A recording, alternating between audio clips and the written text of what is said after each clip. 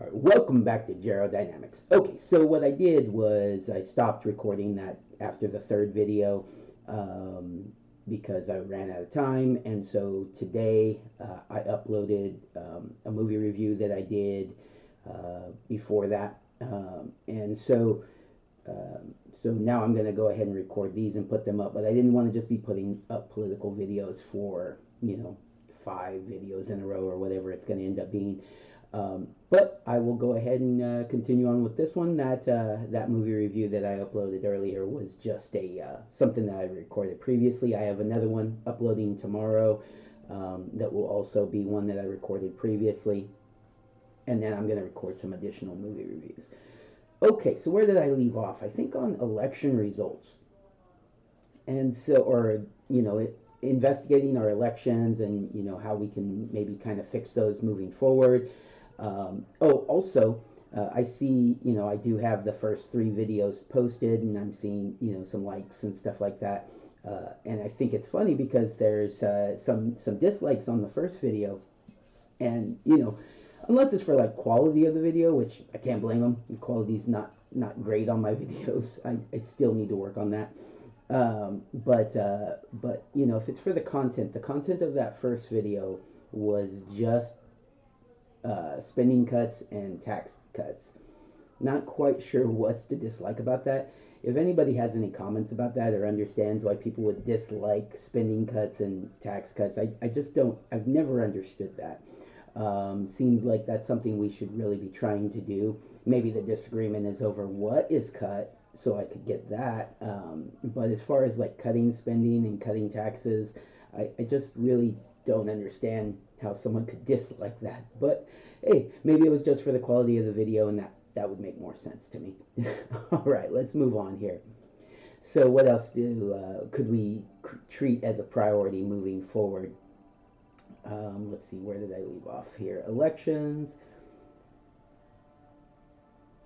I would say let's see, term limits. Perfect. Yes. So, okay. So for term limits, we need a constitutional amendment. So as far as like a priority on how to do that, he can't just unilaterally start moving towards term limits. What we would need to do is get the support of either the Congress or the states, and go through one of those processes to do the amendment to the United States Constitution. And honestly, it's such a popular issue. It shouldn't be that hard to get it through the states. Maybe Congress, because, they would be limiting their own power, and it's kind of tough to convince people to do that.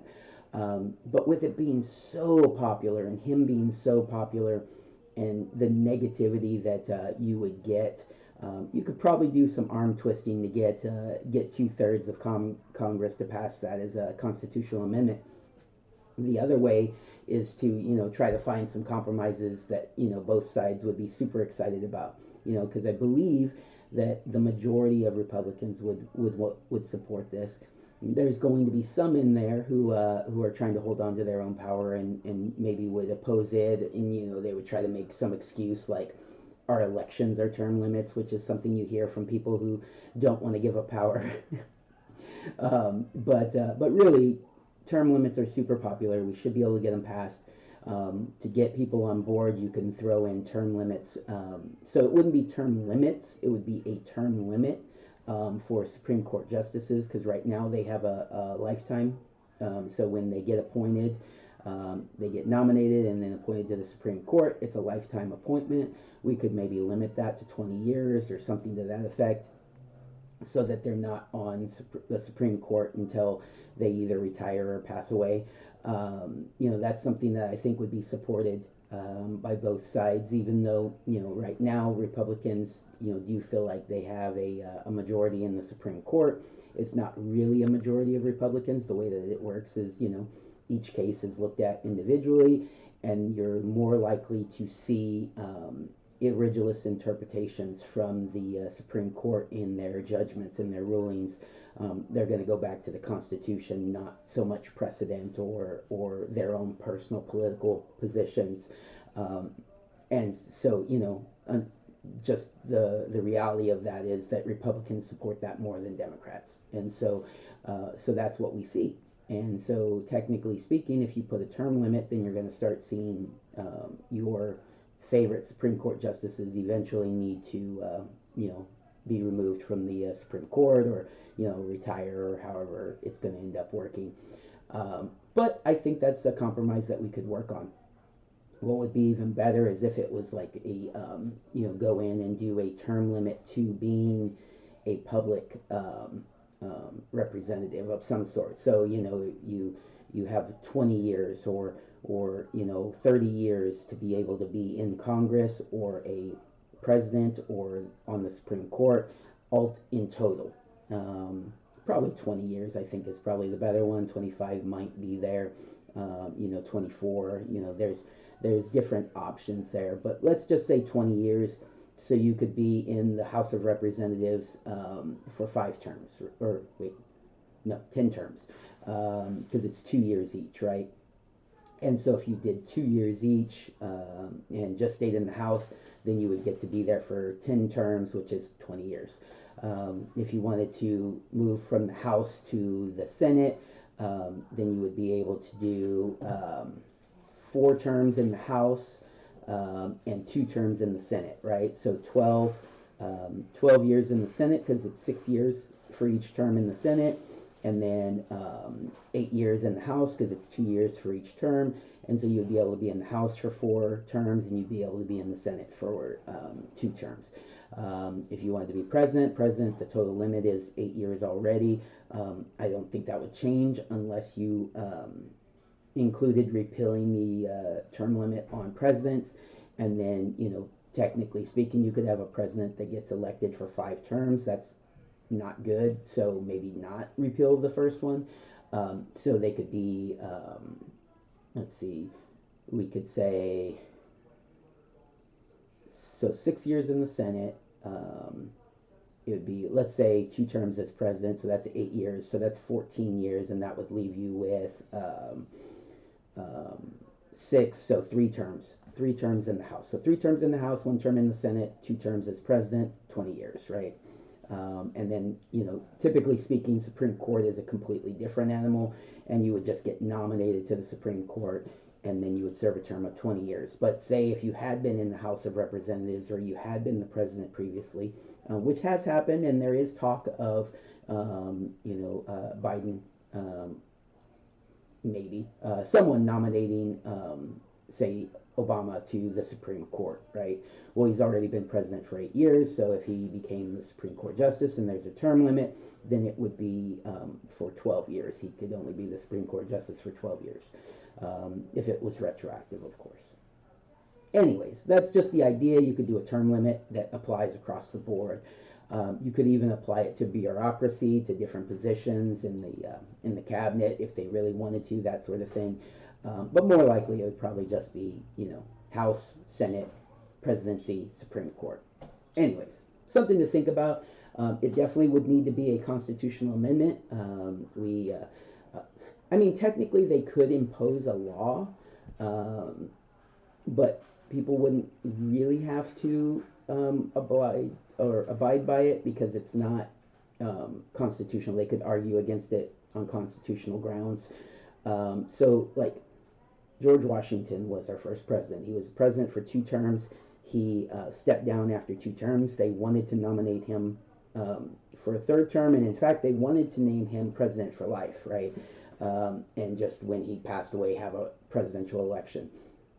And he said no. He stepped down after 2 terms. That set a precedence. It wasn't a locked-in thing, but no president between him and FDR was president for more than 2 terms, right? Well, then FDR came in, and he decided to go ahead and get reelected for a 3rd term, and I think he was actually reelected for the 4th term and died during it, if I'm not mistaken. Anyways, it was more than 2 terms, and then after he passed away, there was enough motivation to go ahead and pass a bill or an amendment that set the term limit to 2 years or 2 terms for the president. At that time, they should have done Congress too, but Congress doesn't want to give up power, so there it is. Still sitting with that to this day.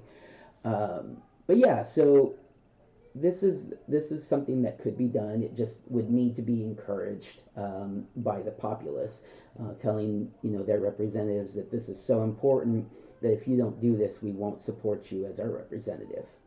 All right, moving forward. But basically, the point of the term limits, the point of the term limits would be to make sure we don't have politicians for life, and that would be a good thing. It was always supposed to not be a career. It was supposed to be they're in Washington for too long. Also, it used to be just you would show up to do business, pass laws, go home, and you had another career when you went home. But obviously, that's not how it is anymore. Okay, moving on. An amendment repealing the 17th Amendment would be a good idea too. So the 17th Amendment is the amendment that made it so that the Senate was elected by popular vote. Prior to that, the Senate would be elected by state legislatures. So you get two senators, the state legislature was elected by popular vote, and the state legislature would pick the two senators who would then go to the Senate. I think that it should be returned to that. I think that's a much better process. It makes it less partisan, less less of a political party situation. It's more of these people are going to represent the values of the state or what the state legislature would like them to represent in Congress. I think that was a better situation, but they pushed past it through the idea of democracy. It's not democratic, but really it is, because our as far as our government's a republic, and the way that a republic works is the democratic portion of it is the people voting for their representatives. You democratically elect your representatives, then your representatives go and pass laws and do things, for you. That way, our country is too large. If every single law came to a national vote, that honestly, that might not be the worst thing in the world, but it usually doesn't end well. Basically, previous democracies that were much smaller than ours failed because of corruption and things like that.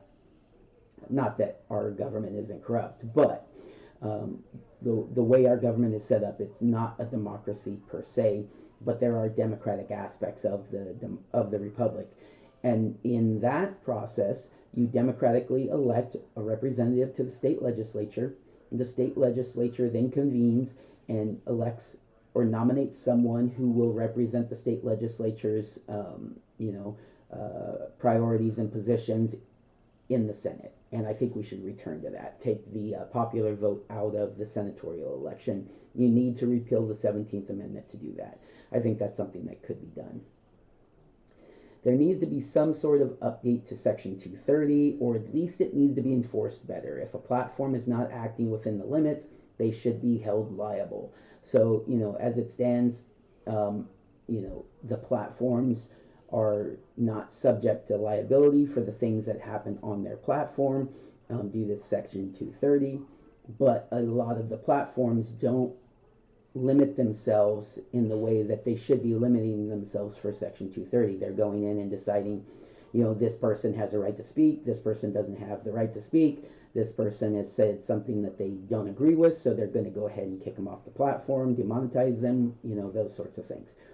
So Section 230 could be fine-tuned, but also enforced in a way that, if you're Facebook and you are going in and banning people for saying things that you disagree with, well, then you can be held liable for the things that are left on Facebook, that sort of thing. All right. And then, okay. So the post that I'm basing this on is actually that's pretty much the end of it. It kind of talks about how, it's getting to be too big of a post, just like these videos are, too long. There's too many videos. There's so many other priorities that the government should have once, the president and the new House and the new Senate take office. I haven't even touched on any of the real foreign policy issues. Really, the president is going to need to put some effort, quite quite a bit probably, to try to calm tensions between Russia and Ukraine, and really the world and Russia. I think he can do that. I think he can get in there and he can, ratchet things down and put an end to this, or help put an end to this war, which, they seem to be trying to ratchet up as, Biden's on his way out of office. So hopefully we can get past that, right? That's what I think will happen. I think that he'll be able to calm things down. Will people be overly happy with the results in Ukraine? Not exactly. There's going to be some compromises that people are not satisfied with, and we understand that. But the alternative is Ukraine getting wiped out and a world war, right? Those are the alternatives. The fact is that Ukraine is not going to be able to beat Russia by themselves, and without us getting involved, Ukraine will lose. But if we get involved, then it's a war, right? It's a big, huge world war, and other countries are going to get involved, and so it's not just going to be NATO versus Russia. Russia has allies, and Russia has nukes, and so it's not something that can just be, Russia has to lose. No, it's not going to work out that way. So what we are going to see is there's going to be some concessions that will make Russia feel like they are not being, they're not in a weak position as far as, being able to have NATO come in and take them over or something to that effect. And, if that's what it takes, putting a demilitarized zone, making sure that Ukraine does not become a part of NATO, things like that is what it's going to take to be able to make sure that this war can come to an end, and we don't have a world war. But Trump will figure that out, and Vladimir Putin and Zelensky will come to the table, and they will all agree, and we will move on from this unfortunate situation. And it does seem like Zelensky is very open to this as well. So it's not like it's just going to be forcing our will onto Ukraine. Honestly, it seems, if things are, the way that it sounds, is Zelensky had actually, or Ukraine in general, had actually gone in and, had already agreed to some terms to end this war. And then the global community said, no, you don't want to do that, and talked him out of it, or backed it out for some reason. So I think he's ready to end this war too. So let's go ahead and do that. The tensions over in Israel and Gaza have been there for, 70 years, whatever it is, and they'll continue to be there. Hopefully we can get that war to not escalate further. Not quite sure the best method for that one, but Trump had, during his previous 4 years, had really done a good job of establishing peace in the region and causing diplomatic relations between countries that hadn't had that previously. So I could definitely see some good foreign policy coming out of the first, 6 months to a year of Trump's term. We have RFK Jr. going in. He's going to be focusing on some health things and trying to get our the food industry and the pharmaceutical industry, getting the corruption out of those, and getting our the concept of chronic diseases under control. I think RFK Jr. has a good head on his shoulder for being able to trying to resolve those issues. A big focus moving forward should be, manufacturing in the United States. I think that's something that will ratchet up within the first 2 years of Trump's term. We will get more manufacturing here in the United States. Some of the other things that he could focus on. Let's see, did I mention anything else here? I think I'm going to end it at that. This video is getting close to 20 minutes, and so let me know what you guys think. I would love to get some comments on this and figure out, what's the best path moving forward. I do have plenty of other political thoughts that I'm going to make videos about. I really need to talk about that debt situation, how we crossed, I think it's a $36 trillion threshold, and how we could fix that. And some other political ideas, but more like policies. We're done with the election. We're done with the, the who's bad, who's good type stuff. Let's figure out how to make this country better moving forward. All right, everybody, take care. Have a good day.